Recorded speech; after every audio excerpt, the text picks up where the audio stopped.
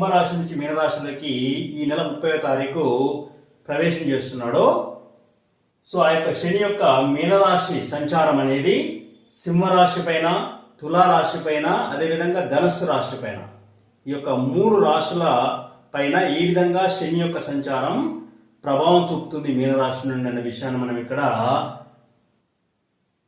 చర్చిద్దాం ఈరోజు. సో చూడండి, ఇందులో ప్రధానంగా సింహరాశిని తీసుకుందాం. ఓకేనా?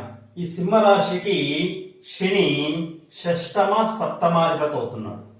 షష్టమ సప్తమాధిపతి అవుతున్నాడు. ఇలాంటి షష్టమ సప్తమాధిపతి అయినటువంటి శని అష్టమ స్థానంలో మీనరాశిలో ఉన్నాడు. ఈ అష్టమ స్థానంలో ఉన్నటువంటి శనికి సాధారణంగా 3వ దృష్టి, 7వ దృష్టి, 10వ దృష్టి ఉంటుంది. కాబట్టి 8వ స్థానంలో ఉన్నటువంటి శని యొక్క దృష్టి అనేది 3వ దృష్టి చేత